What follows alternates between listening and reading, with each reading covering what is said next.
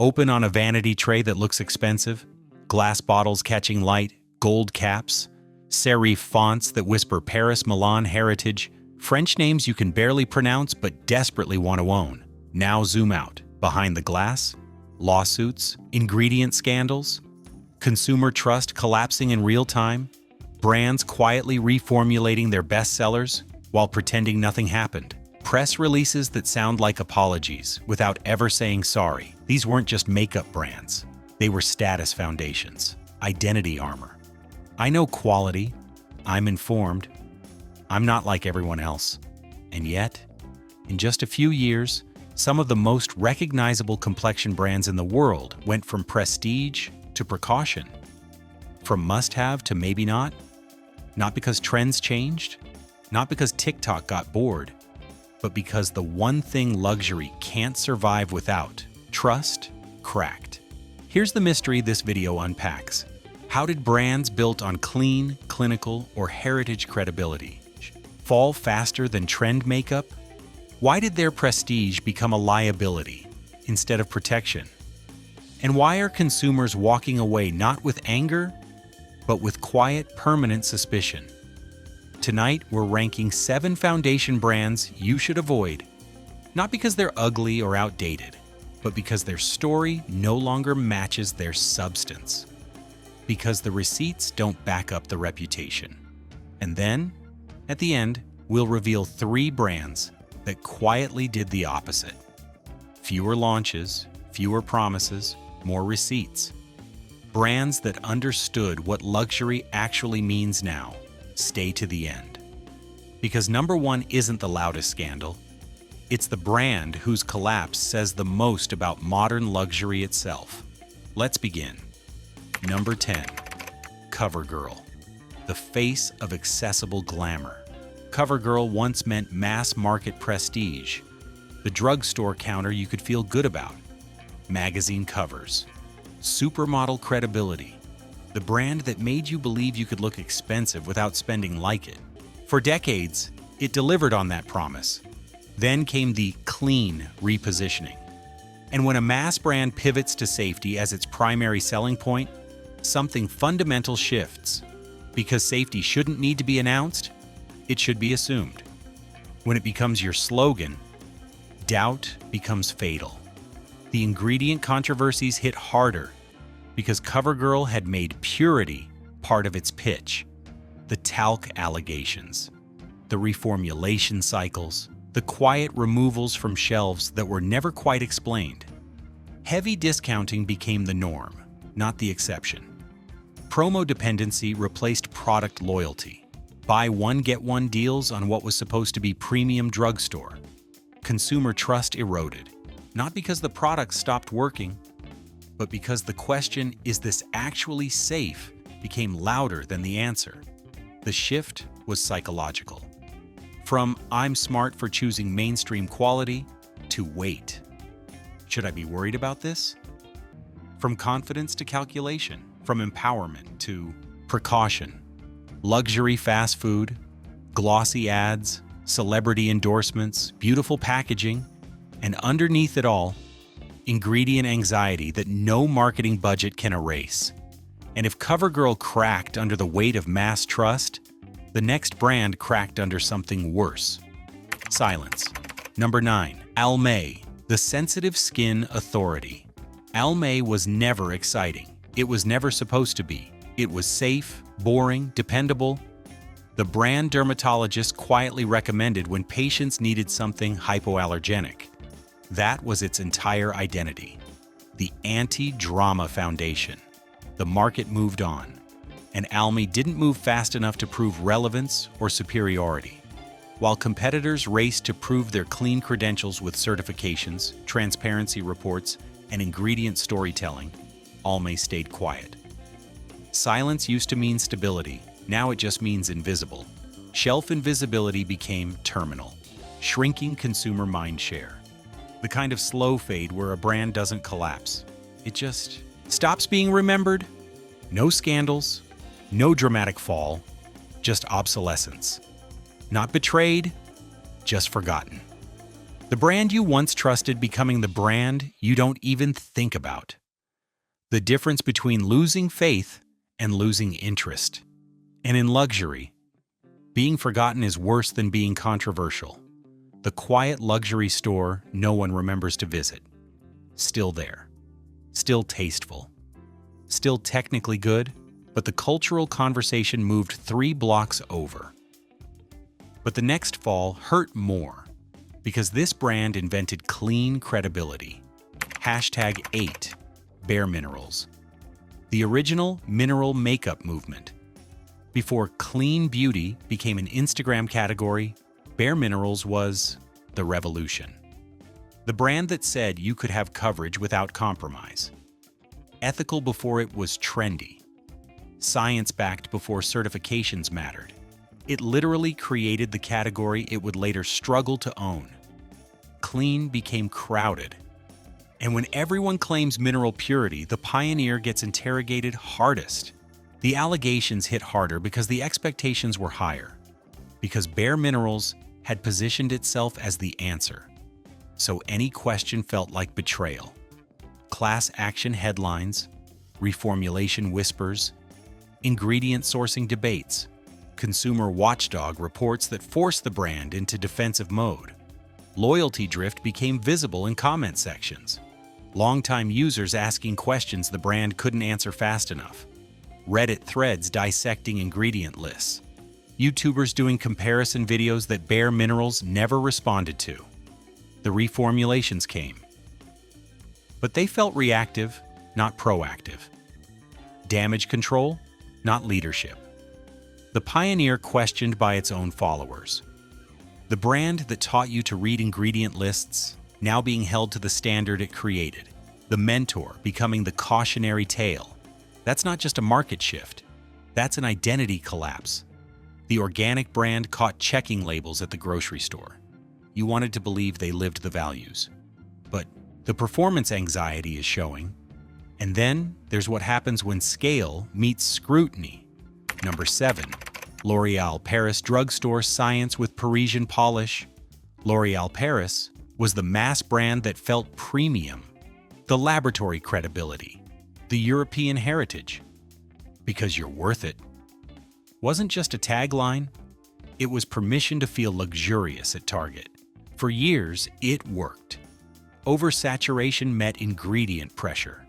Too many launches, too many claims, too many sub-brands and extensions and limited editions. And when regulatory scrutiny intensified across categories, L'Oréal's scale became a vulnerability. The more products you have, the more reformulations you need. The more reformulations you announce, the more consumers wonder what was wrong before. Public reformulation commitments became a PR pattern, removing this, reducing that, committing to transparency by 2025, 2027, 2030. Each announcement was meant to build trust, but the cumulative effect was defensiveness. Transparency, forced, not chosen. The shift from "I trust the science" to "I'm waiting to see the science." From confidence in the lab to skepticism about the marketing. From prestige through research to prestige through explanation. When luxury has to explain itself, it's already losing. A luxury hotel renovating while guests are still inside. Yes, we see the effort, but we also see the scaffolding. And we remember what you said before the renovation started. Durability built the next brand, and durability may undo it. Number 6. Maybelline Longwear Dominance. Superstay ruled social proof. The foundation that survived 24-hour shifts, crying, workouts, humidity. The performance benchmark that made every other drugstore brand look weak. Maybelline owned durability, but long-lasting formulas draw long-lasting scrutiny. What makes makeup bulletproof? What ingredient chemistry allows a foundation to survive water, sweat, and friction for 24 hours straight?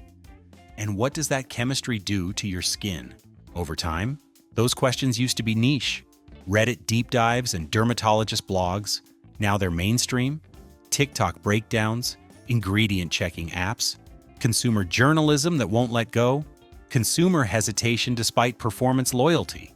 The comments shifted from "this is amazing" to "this works, but I'm worried."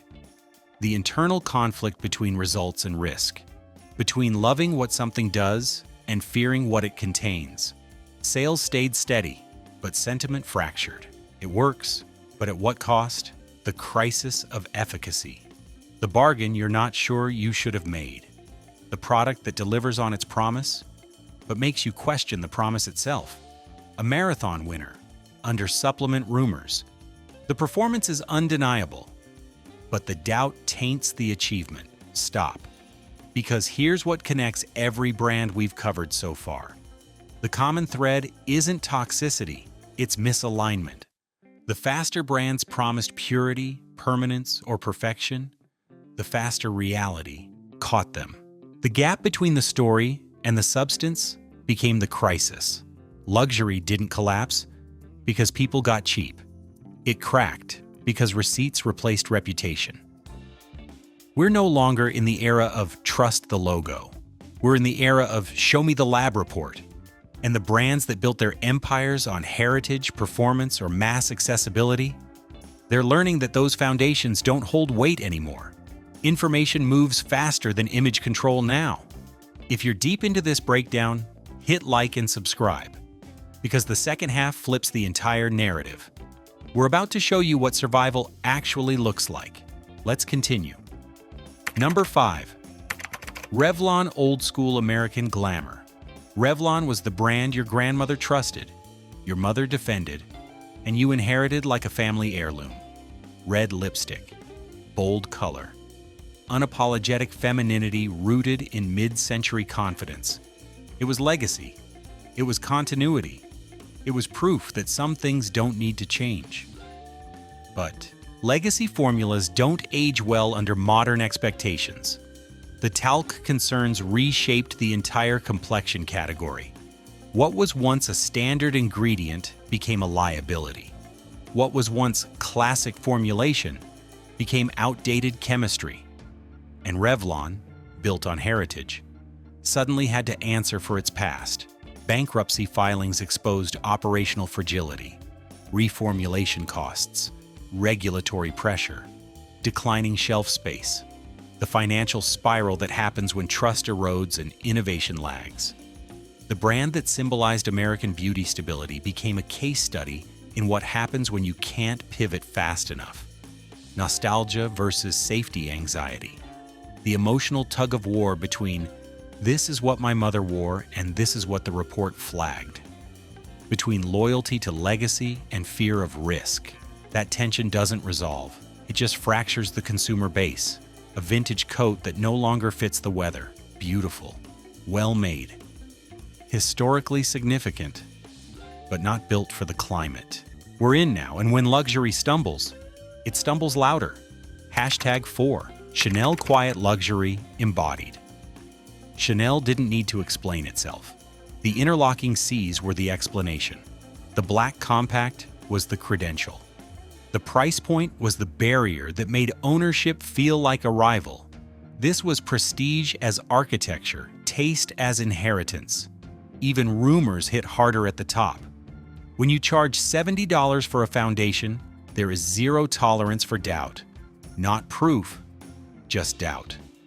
A whisper in a Reddit thread. An unverified claim on TikTok. A single influencer saying, "I heard something." At that altitude, damage control isn't possible, because defending yourself admits there's something to defend. The internet moved faster than Chanel's communication strategy. By the time the brand issued careful, measured responses, the conversation had already shaped perception. And perception, at the luxury tier, is the product. Couture-level pricing demands couture-level purity. Any gap, even speculative, becomes unforgivable. When a whisper brand gets megaphone scrutiny, Chanel built its empire on discretion, understatement, and the unspoken understanding that you simply knew. But the internet doesn't do discretion, it does exposure. And when quiet luxury gets loud interrogation, the entire premise collapses. Silk, stained by rumor alone. Not even proven. But the stain changes how you see the fabric. Now, the turn. Number 3. Clinique Safe Turn. Clinical credibility. Clinique was never sexy. It was never supposed to be. It was the brand you bought when you wanted dermatologist-level trust without the dermatologist-level price. Allergy tested, fragrance-free, developed under medical consultation. Not promises, protocols. Enforceable standards, not slogans. While other brands pivoted to clean as a marketing term, Clinique had already built infrastructure around medical-grade testing. The credibility wasn't aesthetic, it was procedural. And when scrutiny intensified, Clinique didn't need to pivot. It just needed to point to the process it had always followed. No scrambling, no reformulation theater, just documentation. Boring becomes powerful in a crisis. The brand you once ignored for being too clinical suddenly becomes the brand you trust because it's too clinical. What felt sterile now feels safe. Luxury redefined as reliability. The accountant who saves the company. Not the visionary, not the disruptor. The person who kept accurate books while everyone else was gambling. Clean gets quieter and stronger. Number 2, Ilia Clean Luxury Darling. Ilia entered the market when clean beauty was still niche. When Sephora's clean section was 2 shelves, not an entire floor. When transparency was a differentiator, not table stakes. But Ilia didn't just ride the wave, it set standards. Skin-first philosophy with restraint. Not 47 foundation shades launched at once. Not a new collection every quarter. Not influencer partnerships that compromise ingredient integrity. Ilia moved slowly, launched carefully, reformulated when necessary without pretending it wasn't necessary. And the consumer base responded, not with hype, but with loyalty. Taste without fear. The rare brand where you don't have to choose between aesthetic and safety, where luxury looks like luxury and performs like luxury. But the ingredient deck actually backs it up. No bargaining, no trade-offs, boutique hotel with posted inspection scores, still beautiful, still exclusive. But transparency is part of the architecture, not an apology. And finally, the least flashy winner. Number 1. Well People Best. Well People doesn't have the Instagram aesthetic of Ilia. It doesn't have Clinique's legacy medical credibility. It's not the brand beauty editors obsess over or influencers race to unbox, but it has something rarer. A paper trail that holds up under interrogation. EWG verified. Leaping Bunny certified. B Corp status. Not just claims, audits. Not just marketing, accountability structures that cost money and limit flexibility. Well, people built guardrails before the market demanded them. And now, while other brands scramble to reformulate and reposition, Well People just continues. When consumers stop gambling. There's a quiet shift happening in beauty, a post-hype exhaustion, a fatigue with launch cycles and apology tours and brands that promise the moon and deliver excuses. Well People represents the opposite. Discipline over drama. Standards over storytelling. The brand you choose when you're done being convinced. Quiet confidence replaces logo power. Luxury used to mean everyone knew what you were wearing. Now it means you don't have to explain it later. Well, People is the foundation you don't post about. The choice you make when identity shifts from performance to principle. And in a market drowning in noise, that silence is the loudest signal of all. This ranking isn't really about makeup. It's about what luxury means when information catches up to image. For decades, prestige worked like insulation. If something went wrong, the logo absorbed the damage. The heritage buffered the doubt. The price point justified the trust. Today, the logo amplifies the damage because we're no longer buying blind. We're screenshot checking ingredient lists on Reddit. We're cross-referencing certifications. We're trusting apps more than ads. We're entering a post-hype era of beauty, one where fewer launches, clearer sourcing, and slower growth outperform noise, where clean isn't an aesthetic filter, but a paper trail you can trace, where scarcity returns, not through price, but through discipline. The brands that fell weren't always the worst actors. They were the loudest storytellers with the thinnest backup. And the brands that survived? They didn't chase trends. They built guardrails. Luxury is no longer about being seen using something. It's about not having to explain it later. It's about waking up in 5 years and still feeling good about the choice you made today. Not because the marketing was great, because the receipts were real. If this breakdown changed how you see prestige, stay here. Hit subscribe. Turn on notifications. Because the next crisis won't start with ingredients. It'll start with credibility. And that collapse is already underway.